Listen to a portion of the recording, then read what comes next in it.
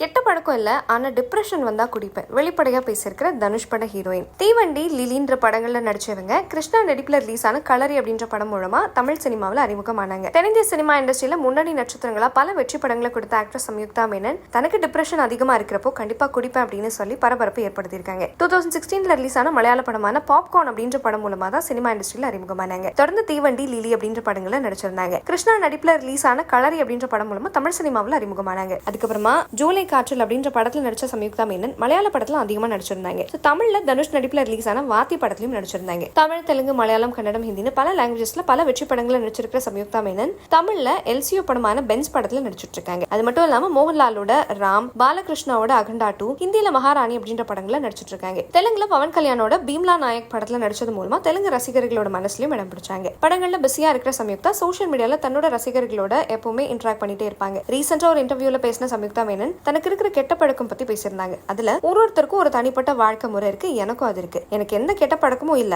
ஆனா சில சமயம் டிப்ரெஷன் அதிகமாகிறப்போ அதை சமாளிக்க ரொம்ப கம்மியான அளவு வைன் குடிப்பேன் அப்படின்னு சொல்லிருக்காங்க. அவங்களோட இந்த வெளிப்படையான பேச்சு ரசிகர்கள் கிட்ட பெரிய வரவேற்பை வாங்கியிருக்கு. உள்ளதை உள்ளபடி பேசுற சம்யுக்தாவோட இந்த நேர்மை பலரையுமே இம்ப்ரெஸ் பண்ணிருக்கு. அவங்க சொன்ன இந்த கருத்து இப்ப சோஷியல் மீடியால வைரல் ஆயிட்டு இருக்கு. சம்யுக்தா அடுத்து விஜய் சேதுபதி, பூரி ஜெகநாத் காம்போல உருவாயிட்டு இருக்கிற படத்திலையும் நடிக்க போறாங்க. ஒரு வருஷம் கேப்க்கு அப்புறமா இந்த வருஷம் தொடர்ச்சியா பல படங்கள்ல அவங்க ரசிகர்களை குஷிப்படுத்த போறாங்க. பெரும்பாலும் நடிகைகள் அவங்களோட தனிப்பட்ட வாழ்க்கை, அவங்களோட பழக்க வழக்கங்கள் பத்தி வெளியில தெரியாம பாத்துப்பாங்க. ஆனா ஒரு சிலர் அவங்க நினைச்சதை வெளிப்படையா பேசுவாங்க. அந்த வகையில தான் இப்ப சம்யுக்தா தன்னோட பழக்கத்தை பத்தியும் வெளிப்படையா பேசியிருக்காங்க.